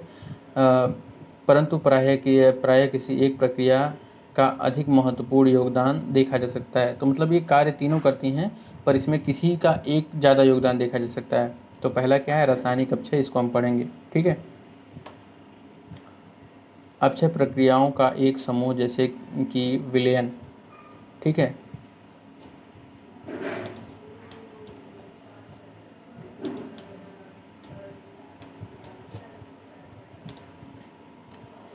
कार्बोनेटीकरण, जलयोजन, ऑक्सीकरण तथा न्यूनीकरण, ठीक है, न्यूनीकरण सेलिंग।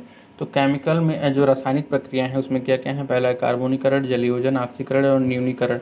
ये नोट कर लीजिएगा। सेलों का अपघटन विलयन तथा अथवा न्यूनीकरण का कार्य करता है, जो कि रासायनिक क्रिया द्वारा सूक्ष्म अवस्था में परिवर्तित होता है। तो इसमें इजी आप समझ सकते हैं। ऑक्सीजन एवं धरातलीय जल, मृदा जल एवं अन्य अम्लों की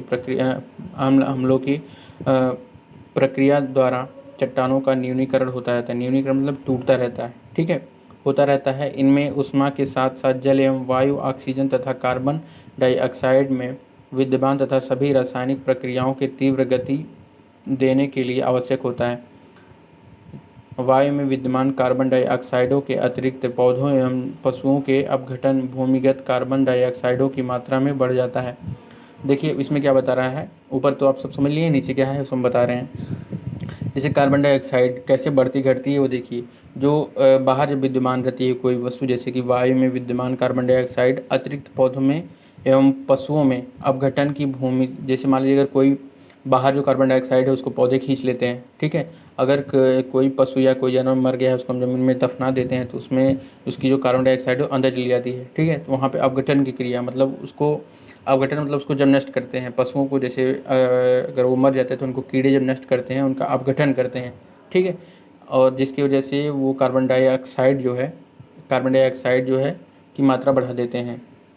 अब समझिए क्या है, जैसे कि हवाओं में जो पौधे हैं वो कार्बन डाइऑक्साइड खींच लेते हैं। अब उस कार्बन डाइऑक्साइड को बढ़ाने के लिए पशुएं काम करते हैं। पशु जैसे हम सांस, पशु या जानवर कोई भी हो सकता है, अगर हम सांस लेते हैं, सांस छोड़ते हैं तो कार्बन डाइऑक्साइड निकलती है। अगर कोई पशु मर जाता है, मरने के बाद जब उसकी अपघटन की क्रिया होती है, जब उसके कीड़े खाते हैं तो उसमें से कार्बन डाइऑक्साइड वो डिस्चार्ज करते हैं, तो वो फिर हवा में कार्बन डाइऑक्साइड बढ़ा देता है, ठीक है। अब तो कारखाने आ गए हैं, वो तो खुद ही कार्बन डाइऑक्साइड को बराबर किए जा रहे हैं, बढ़ाए जा रहे हैं। विभिन्न खनिजों पर रासायनिक प्रक्रियाएं कमी अनुसंधानशीलता में प्रक्रियाओं का समान ही होता है। अब आता है भौतिक रासायनिक प्रक्रिया। भौतिक अपक्षय प्रक्रिया, ठीक है। भौतिक या यांत्रिक अपक्षय क्रियाओं के अनुप्रयुक्त बलों पर निर्भर करता है। ये अनुप्रयुक्त बल निम्नलिखित प्रकार के होते हैं। पहला गुरुत्वाकर्षण बल, ये बहुत इंपॉर्टेंट है।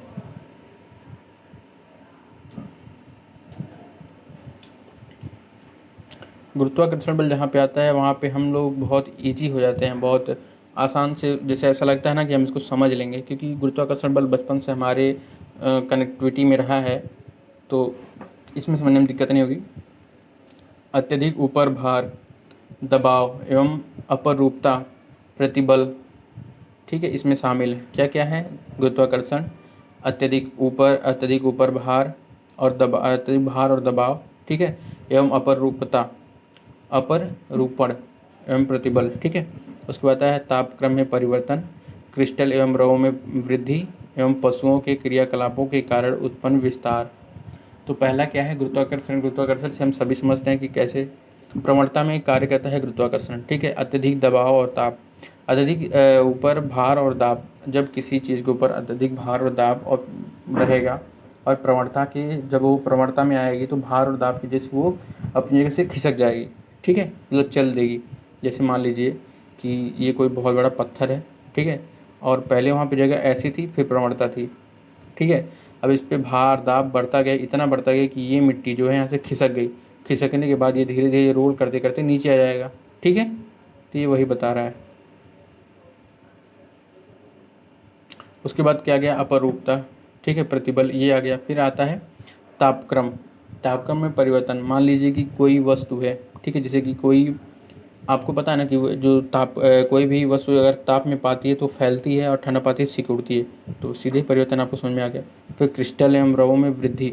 अगर मान लीजिए कोई पर्वत टूटा, फिर उसके जो पत्थर हैं टूट टूट के नीचे आ गए, नीचे आते धीरे धीरे वो आते आते नदियों के माध्यम से धीरे टूटते टूटते टूटते टूटते वो जितने नीचे जाते हैं उतना वो टूटते टूटते टूटते उनके जो कण है वो टूट टूट के बिखर जाते हैं, ठीक है।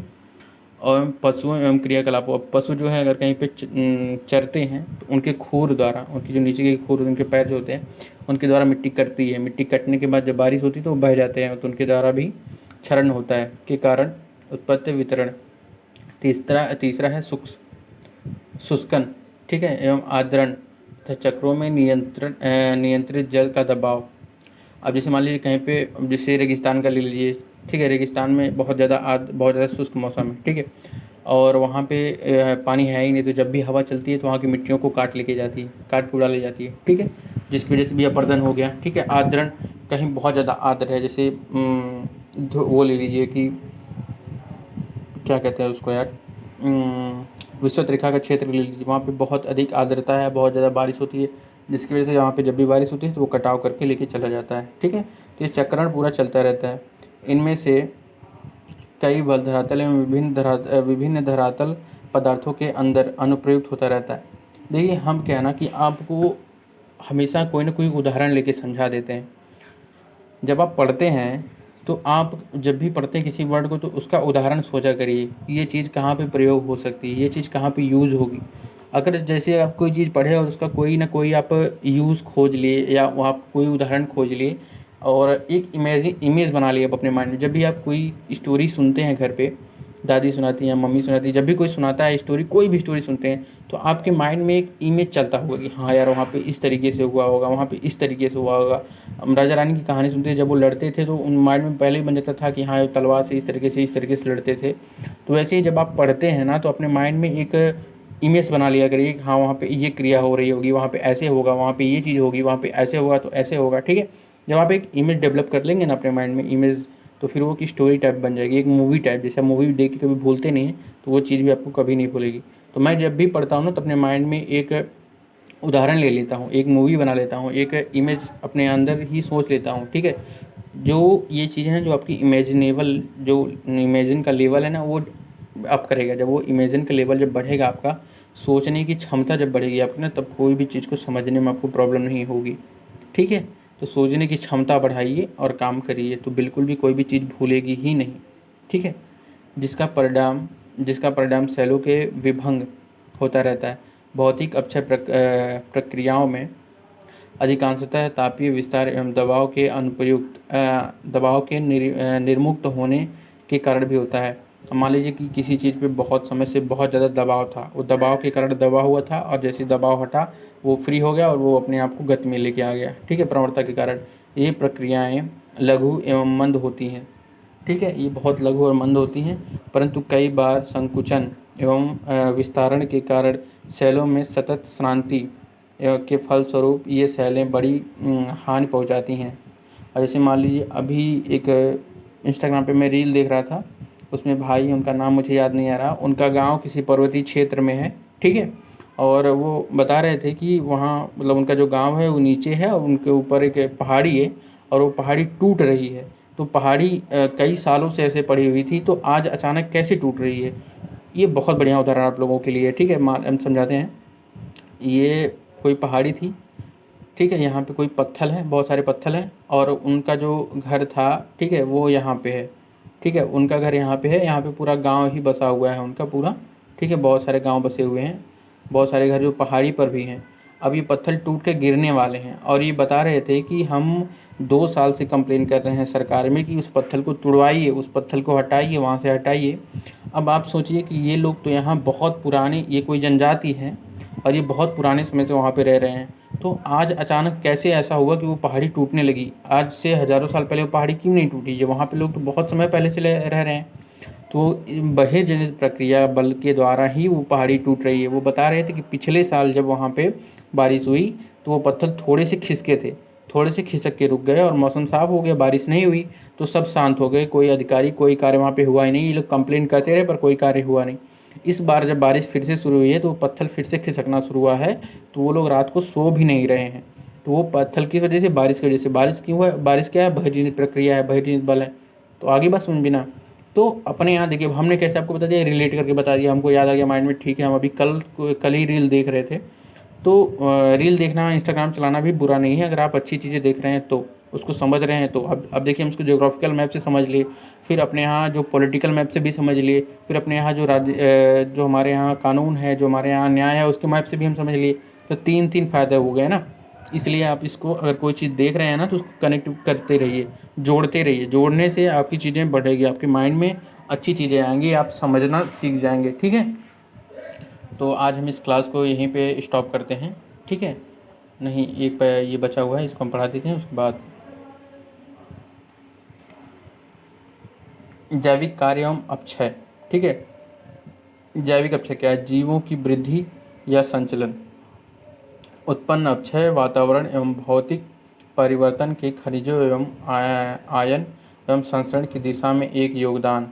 केंचुआ, दीमकों, चूहा और कृंतकों इत्यादि जैसे जीवों द्वारा बिल खोदना, ठीक है, बेंजिंग फान के रूप में नई सतहों का निर्माण होता है, ठीक है, जिससे रासायनिक प्रक्रियाओं के लिए अनावृत सतह में नमी एवं हवा में विभेदन सहायता मिलती है। हवा भी वनस्पतियों को अस्त व्यस्त कर देती है, ठीक है। हवा जो है वनस्पतियों को अस्त व्यस्त करती है, मतलब तोड़ देती है, ठीक है। खेत जोतकर एवं मिट्टी में कृषि कारकों एवं धरातलीय पदार्थों में वायु, जल एवं खनिजों के मिश्रण तथा उनमें नए संपर्क स्थापित करने की सहायता होता है, ठीक है। सड़ने वाले पौधे एवं पशुओं के पदार्थ ह्यूमिक, कार्बनिक एवं अन्य अम्ल जैसे तत्वों के उत्पादन एवं योगदान देता है। तो ये चीज़ हमसे बेसिकली जुड़ी हुई है, जिसमें समझाने ऐसी कुछ चीज़ें हैं नहीं, फिर भी अभी हम समझाएंगे। जिससे कुछ तत्वों का क्षरण तथा घुलन बढ़ जाता है। पौधों की जड़ें धरातल के पदार्थों को ज़बरदस्त दबाव डालती हैं तथा उन्हें यांत्रिकी ढंग से तोड़कर अलग अलग कर देती हैं। तो पहले नीचे से ही शुरू करते हैं। मान लीजिए कि अगर किसी पर्वतीय क्षेत्र में कोई पौधा उगा और किसी चट्टान पे हुआ, ठीक है, तो उसकी जो जड़ें हैं वो चट्टान के अंदर पहले छोटी छोटी चली जाएंगी। फिर वो जड़ें जब मजबूत होंगी तो चट्टानों में दरार पड़ती चली जाएगी। फिर एक समय के बाद जब हवा बहुत तेज़ से चलेगी तो पर्वत, जब मतलब ये पौधा है वो टूटेगा, अपने साथ जो उसकी जड़ है जो चट्टानों को भी लेके टूटेंगी। तो पहला ये हो गया। दूसरा, जब कोई पशु मरता है, मरने के बाद जब वो ज़मीन पे गिरता है तो उसके जब कीड़े खाते हैं उसको, तो उसमें से कार्बन डाइऑक्साइड निकालते हैं। और कार्बन डाइऑक्साइड जो एनवायरनमेंट को प्रदूषित करती है, उसके बाद उसमें जो कीड़े हैं वो ह्यूमस को बढ़ा देते हैं, ठीक है। ह्यूमस मतलब उर्वरता होती है जो बदल जाती है किसी मिट्टी की, ठीक है। कार्बनिक अन्य अम्ल भी बढ़ जाते हैं, ठीक है। उसके बाद क्या होता है, जब हम खेतों की जुताई करते हैं, पौधे एवं पशुओं का ह्यूमस, ठीक है। अगर मान लीजिए किसी खेत में कोई, जैसे हमारे यहाँ ढैंचा होता है, उसको डालते हैं, उसको जोत देते हैं तो खेतों में ह्यूमस बढ़ जाता है। फिर केचुआ और जो मूसक होते हैं, ठीक है, ये जो हैं बहुत बड़ी बड़ी बिल कर देते हैं, जिसकी वजह से भी, अगर मान लीजिए जैसे हमारे खेतों की मेड़ जो होती है उसमें जब मूसक बिल कर देते हैं तो जब हम खेत को पानी भरते हैं ना तो उस छेद से, उसकी बिल से पानी बाहर जाने लगता है। तो पानी के साथ साथ खेत की मिट्टी, खेत में जो पड़ी हुई खाद वो भी बाहर जाने लगती है, तो हम उसको तुरंत बंद कर देते हैं। ठीक है, ये हो गया। तो हम इसमें इतनी चीज़ें हैं। तो जब देखिए, जब भी हम किसी चीज़ को अपने आप से रिलेट करके पढ़ेंगे ना, अपने आप से जोड़ के पढ़ेंगे, तो बहुत ईजी वे में हो जाती है और हम अच्छे से समझ लेते हैं। तो इस चैप्टर को हम यहीं पे रोकते हैं। और क्योंकि 1 घंटा हो गया है, वीडियो को एडिट करना, वीडियो को अपलोड करना बड़ा मुश्किल रहता है, क्योंकि मेरे पास एक ही फ़ोन है जो बहुत पुराना है और एक लैपटॉप है जो बहुत स्लो काम करता है। तो इन सब चीज़ों में बहुत टाइम लग जाता है और मुझे भी तो पढ़ना है। अभी 10:04 हो रहे हैं, तो अब मैं भी चलूँगा, कुछ खाऊँगा पीऊँगा, उसके बाद पढ़ूँगा, क्योंकि सुबह उठता हूँ तो मुझे भी एक बार रिवीजन करना होता है एंड देन तब मैं आपको पढ़ा पाता हूँ। ठीक है, अब चलूँगा, थोड़ा नाश्ता करूँगा, उसके बाद बनाऊँगा, फिर पढ़ूँगा मैं खुद, फिर 2 बजे मैं खाना बनाता हूँ, खाता हूँ। तो सबको बहुत बहुत धन्यवाद।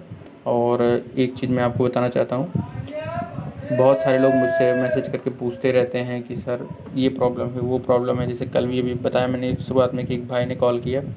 भाई, अपना एक्सक्यूज़ देना बंद कर दो, प्लीज़ बंद कर दो एक्सक्यूज़ देना, क्योंकि ये 21वीं सदी चल रही है। ठीक है, ये कलयुग चल रहा है। इस कलयुग में हम जो चीज़ करते हैं ना, वो चीज़ हमें तुरंत रिटर्न मिलती है। तुरंत का मतलब ये है कि जैसे हम प्राचीन काल में जो तपस्या लोग करते थे, सालों साल तपस्या करते थे, ठीक है, लेकिन इस समय में अगर आप 2 साल तपस्या कर दोगे तो आपको रिजल्ट मिल जाएगा। पिछले समय में लोग अपने आप को शांत करने के लिए कई कई वर्ष तपस्या करते थे। ठीक है, गौतम बुद्ध ना जाने कितने वर्ष तक तपस्या, शायद 12 से 14। शंकराचार्य जो है पूरे 12 वर्ष उन्होंने तपस्या किया, अपने शरीर को कृषकाय बना लिया। तो 12 वर्ष तपस्या की, तब जाके उनको सिद्धि प्राप्त हुई। अरे हमें क्या करना है यार, हमने ग्रेजुएशन कर लिया या हम 12th पास आउट किए हैं, 12th पास आउट करने के बाद ग्रेजुएशन 3 साल का होता है। 3 साल तुम किसी प्राइवेट कॉलेज में अपना ग्रेजुएशन करो ना, उसके बाद 3 साल तैयारी करो, क्या करना है। जैसे भी 21 के हो गए, एग्ज़ाम दे लो। ठीक है, ये तो हो गया। अगर मान लो ग्रेजुएशन कर लिए, तुम 21 के हो गए, फिर 2 साल तुम तैयारी कर लो। तैयारी करने का प्रॉब्लम क्या क्या आता है, तैयारी करने का प्रॉब्लम पैसा आता है। आज के समय में लगभग सबके पास फ़ोन होगा, एंड्रॉयड फ़ोन तो सबके पास होगा, इंटरनेट सबके पास होगा, होगा ज़रूर होगा।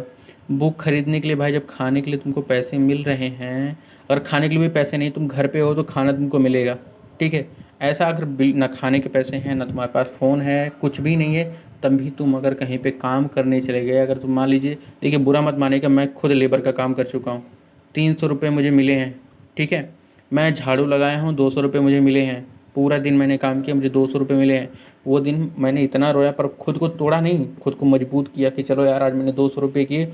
उस 200 रुपये का मैंने खाने के लिए सामान लिया, उसमें से 70 रुपये का, और मैंने 120 रुपये की मैंने बुक खरीदी। ठीक है, मेरे आँख से आंसू आने वाले हैं, पर ऐसी बात नहीं है। तो भाई देखो, एक्सक्यूज़ देना बंद कर दो। ठीक है, मैं यहाँ पे प्रयागराज में रहता हूँ, लगभग 4 महीने का मैंने किराया नहीं दिया है। ठीक है, सॉरी, 4 महीने का मैंने किराया नहीं दिया है।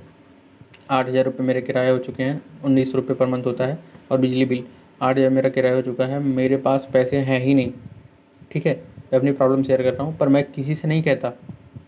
मेरे घर से पैसे नहीं आ रहे हैं, मेरा काम, मैं लाइब्रेरी में काम करता था और मैनेजमेंट का काम करता था, मेरा काम छूट गया है।